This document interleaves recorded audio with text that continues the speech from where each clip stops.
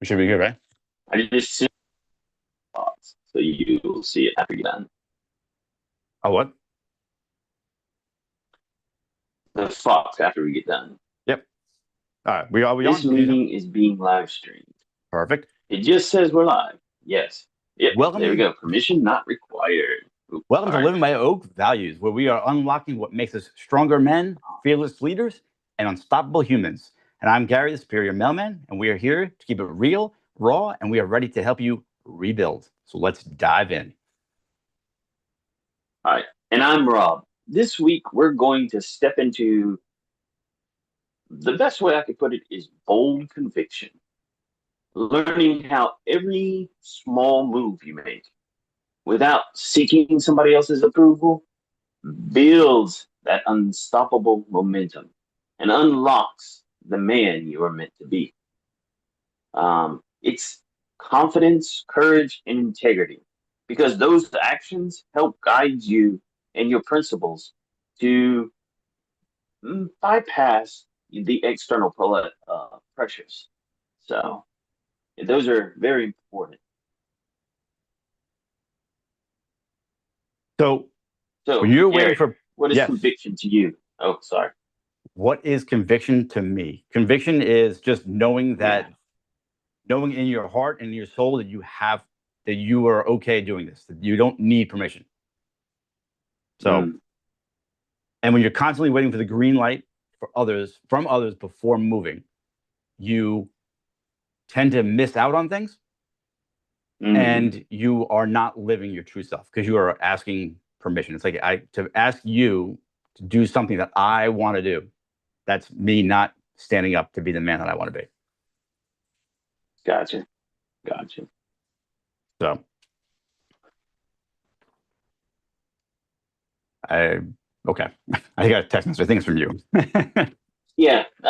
So I remember it taking me a long time to find my own conviction, Mhm. where I was always brought up to be the yes man, Okay. but I was also brought up to do things to please other people. Sure. Go help this person. Go help this person. And and I actually think my love language, because of that, is affirmation. And so I do a lot of things so I can get good boy, kind of good boy, attaboys is what I'm trying to look for. Gotcha. And so when did you stop realizing that, or the moment you realized that you didn't need people's approval? The moment I realized it didn't need people's approval, when did I realize it? Probably when I started doing this work. But as I looked Mm-hmm. back on my marriage, I used to ask my wife for permission to do everything. And Mm-hmm. sometimes I got a yes, and I was over the top excited. Sometimes I got a no, and Yeah. I would pout like a little boy. Um, One thing that stands out in my mind that I asked for permission for, and I got a no, and I kicked myself for it to this day, but I mean, it is what it is, was when Bitcoin first made its appearance to the general public, I guess you'll call it. And I could have Yeah. bought it. I could have bought it for I think it was $18 a coin. And my ex-wife said, "We Everybody don't does. have $100 for you to buy 5 of those stupid coins." And I said, "Okay, fine." And I was okay, whatever. It is what it is. Probably a scam. I Mm-hmm. get divorced a couple years later. Each of those coins are worth like half a million or some crap. I don't know. Ah. So, but I realized that I don't need anyone's permission when I started doing this work, and I understood what conviction was and what my inner conviction was. Did you have fears when you started making decisions that, in my case, people didn't necessarily like that I was making decisions for me and not necessarily just doing it because they wanted it done? Did I have fears? Did people Yeah. get upset? Yeah, it did. Yeah. Yeah, I have fears, I guess. Sure. Fears of upsetting or rocking the boat, and fears Hmm. of failure almost. Like if I was going to do something, I'm not asking for permission this time. There is a chance that something could go wrong. But Yeah, yeah. now I don't let that bother me anymore. So yeah. So what fear what role does fear play for you? Fear was a big one for me. And I think it was in one of the men's group that they talked about reading the books about being stoic. Hmm. And I misinterpreted it for the longest time because I was thinking, oh, stoic, you don't have fear, you don't have feelings, blah, blah, blah, blah, blah. And so instead of being that looking for an attaboy, I took it the whole different direction where I was like, I don't give a care what you say, kind of deal. Hmm. And it it, it flipped the script, but there was a book I read. Can I say the Four Agreements? But I'm not 100% sure it was that one. You can always say it. You always do. It was saying that people's words are just words almost, and they can be good or bad. Hmm. But if you take the bad ones, you're all and take the good ones, it doesn't tell you how good you are. It just says that it's like that person's blowing smoke up your ass. Either Yeah. way, good and bad words. So it doesn't Hmm. really matter if they're giving you attaboys or they're telling you your clothes are wrinkly. It's all the same smoke just flying past you. I didn't Your tell you that. I words asked you are that. magic. I didn't call you out. Yeah, you did. Yeah, you did. I got you. I got you. So have you ever But I, regretted I didn't. acting without permission? Do I regret it? Have you ever regretted it? I regret not doing it sooner. Hmm. Okay. Honest to truth, Can you go into that because it more? is a lot more freedom that and I think actually people respect me more Mhm. because I act not based on they give me the attaboy or they don't give me the attaboy, but I do it because Robert wants to do it or Robert has an intuitive that Robert wants to do it for himself. Not because somebody else tells me, oh, come over, help me, I need help, blah, blah, blah. Robert will do it. But I'm not doing it because you're going to give me an attaboy. Okay. So on that line of wishing you had done it sooner, when I first started not asking for permission, Mm-hmm. I had this phrase, and it's kind of like the whole happy wife, happy life, which is kind of bogus, Mm-hmm. very bogus. But I always said that I would rather, instead of ask for permission, I'd rather ask for forgiveness. So I started doing things, and if they went wrong, I would ask for forgiveness. I'm sorry. But now that I've gotten more into this work and been becoming a little more stoic, I'm unapologetic. Like, unless I truly hurt you, then I'm sorry. But if I have not truly hurt you, I am not sorry. That was something I remember you kept getting on to me about. Is when we first got together, you were like, Robert, stop saying sorry. Stop Yeah. saying sorry. Yep. Because I was just trained to always say sorry Hmm. constantly. It's like, oh, And it's my fault. I'm sorry. my But daughter it does that it now. it was essentially asking for permission by saying sorry. I'm Hmm. sorry I offended you somehow, XYZ. Can you please forgive me or something like that? It's asking it's weird, I guess, asking for permission. Okay. My daughter does it now. She says sorry all the time, and it's to the point where Mm, sorry means nothing because you. How do I know if you're really sorry for what you did, or if you're just spitting those words out? I mean, she'll walk into a chair and say mhm. sorry. So it's just words. And that's why I am unapologetic, because if I say I'm sorry, I mean, you better believe I'm sorry. So I actually apologized to you this morning while I sent you a text because I got a little upset last night because a Mm. lot going on, and you were the first person that I spoke to. So I took out things on you, which I shouldn't have. And I did apologize because I was truly sorry for that. So that sorry is different because that's based on conviction. Deep Yes. down, unshakable belief that something inside of you is true or worth, regardless of what others think. Mhm. That is what happened this morning with you sitting there going, "Hey, Robert, I'm sorry, blah blah blah blah blah," and I was like, "Oh, okay, I didn't catch on that," but yeah, you that is where we're going with. If you're going to say sorry, or if you're going to say, uh, how do others react around you? As long as it comes from like deep within you, I mean, and you know, true to your heart that you need to do apologize right away. Yep. Get it off your chest because it sticks on your chest. It's going to mess with your sleep. Yep. Well, nothing messes with my sleep, but anyway. So, all right. So, as a father and a coach,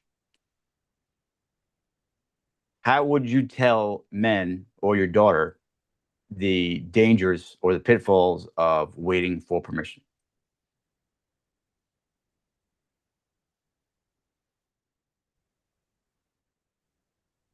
Waiting for permission.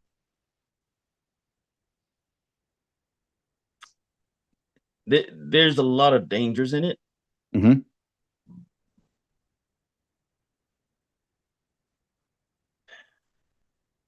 But I think the danger is in yourself Okay. more than it is internally, because it's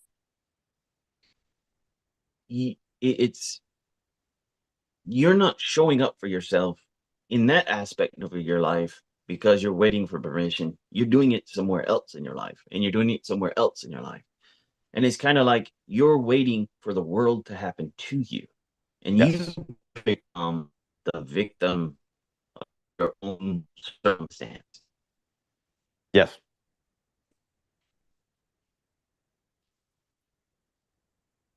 I hope that makes sense. Yeah, it does. Okay. I mean, you're breaking up a little bit, but yes, for the most part, it does. So, Gotcha. yep. It's the tin roof. It's the tin Yeah, hats I wear. I'm sure it's a 10 hats. Keep the aliens Did out. you face a lot of like kickback or resistance when you stop asking for permission? I think it was inner resistance, inner kickback. I was unsure of what I was doing. Mm. But we talked about this yesterday, I think it was, or a couple of days ago. Yeah, I don't know when it was. But the inner conviction, and we were not going to bring it up, but I do want to bring it up, I think, because it's important for all of this. Not the whole thing we talked about, but like your conviction or what you want to do has to be rooted within your values. And if they're truly your values, then you're going to be unshakable. So you shouldn't be nervous or about moving forward without permission. Because if it's something that truly means something to you and what you stand for, you should have no issues. Mm. And when you get kickback, you should be standing firm. Nothing that you can say to me will hurt me or change what I'm doing because these are my values. This is where I stand.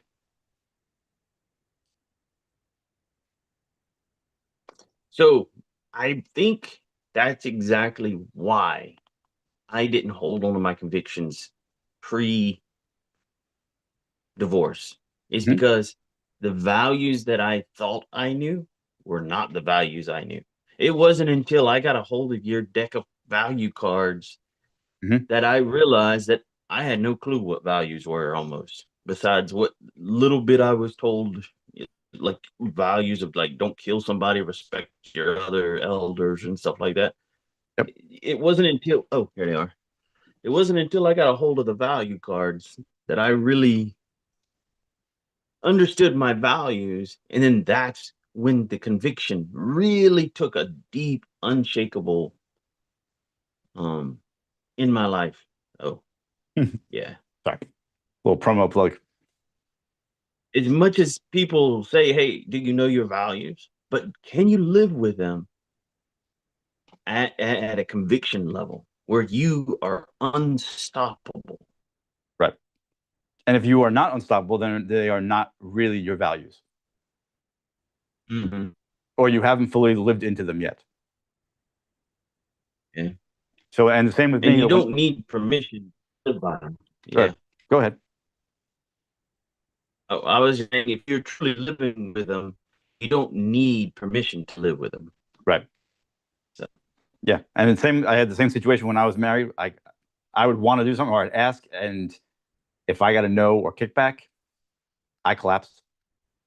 I had zero values. I had morals, but I had zero values. And pretty much what I was told to do is what I did. yeah. So I guess so. I to wrap it up, I think we should just, it's so important for not just men, but for everybody that to know your values, truly live your values. And if there's something that you want to do, that you have this conviction, then you have to do it. Just if it's something you have to do not wait for that green light. Do not wait for permission. So. All right. And we'll wrap it up then. And this week, no one needs to give you permission to live your life or chase your goals or speak the truth. The moment you act on your own conviction, as we've been using, you start building that momentum. And it's like everything in life is one step at a time. And it's the inner voice that helps drive you and act even when other people are approving you, validating you, or none of it's given to you. So as long as you know your values and you start giving yourself permission to live by them. Dang it. I just lost my stepping. Oh, good. Anyways, go about your week, pause and notice and be intentional. People around you will start to notice. We're starting to do bigger things, bolder things, and we're having conversations that cut deeper. New episodes and more unfiltered guests. We want to hear your story because it matters, and we have a seat at the table for you. And I think that was your line. Whatever. It's all good. So whether you've been with us from the beginning or if you're just tuning in, welcome to the crew. Grab your copy of our very first ebook ever. It is called The First 30 Days, and it's how to respond versus react when you're going through divorce or when separation, or you just got notice that you're getting laid off of marriage, very much. You got the pink slip. And remember that every single moment you are casting a vote, and your vote counts. So are you rising? Are you retreating?